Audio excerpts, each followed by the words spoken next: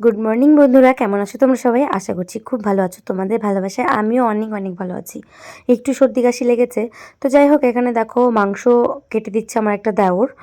তো দেওরটাকে বলেছিলাম বাবা একটা ব্রয়লার মুরগি নিয়ে এসছে, তো সেটাই কাটা হচ্ছে। আর এখানে দেখো মিস্ত্রিরা চলে এসছে কাজ করতে। তো তোমাদেরকে বলে এর আগের ভিডিওতে তোমরা দেখেছো যে আমাদের বাড়িতে কাজ চলছে। তো দেখো আজকে এই যে এই সাইডটা পুরো কাজ হয়ে গেছে, মানে পুরো পিছনেরটা প্লাস্টার হয়ে গেছে।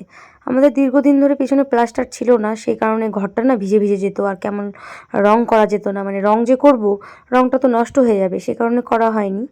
তো যাই হোক পিছনটা মানে করে নিয়ে তারপরে এবার ঘরের রং টং করা যাবে। আর জানলাগুলোও পাল্টাতে হবে, গ্রিল লাগিয়ে অ্যালুমিনিয়ামের যে জানলা হয় সেই জানলাগুলো লাগাবো আর কি। তো দেখো শুকিয়েও গেছে অনেকটা, তো এগুলোতে এখন টানা 3-4 দিন, মানে বেশি 7-8 দিনের মতো জল খাওয়াতে হবে টানা।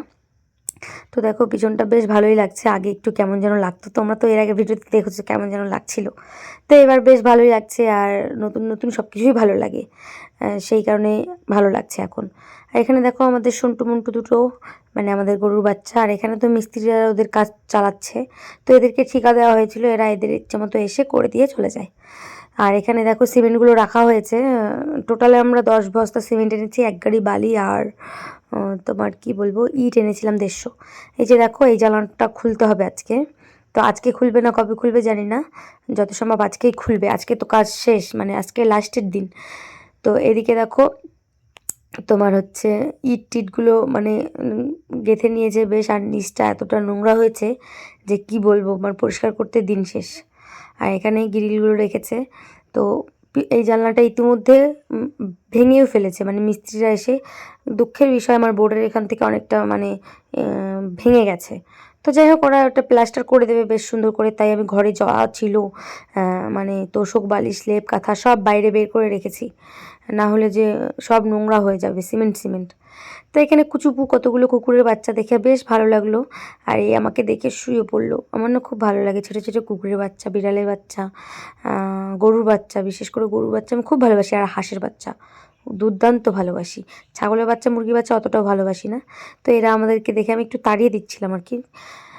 তো দেখো ভাইয়ের ঘরেরও কাজ চলছে, আমার ঘরেরও কাজ চলছে, আর এরম করে কয়েকদিন থেকে না খুব কষ্ট হচ্ছে ঘুমোতে, সব কিছু পরিষ্কার করতে। বিরক্তও লাগছে, কিন্তু কি করা যাবে, করতে তো হবেই না। কাজ তো আর থেমে থাকবে না না কারোর জন্য, যেহেতু করাচ্ছি এটা কমপ্লিট না করা পর্যন্ত।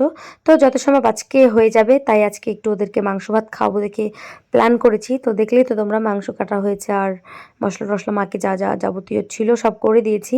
করে দিয়ে আমি আমার কাজ করছি, যেটা আমার রেগুলার কাজ, ভিডিও করা। তোমাদের জন্য একটু ভিডিও করে নিই।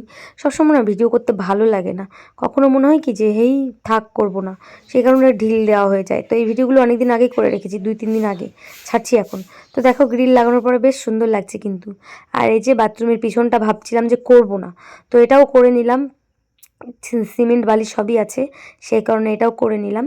আর এখানে দেখো বেশ গ্রিলগুলো লাগানোর পরে ঘরটার একটা শো চলে আসলো কিন্তু।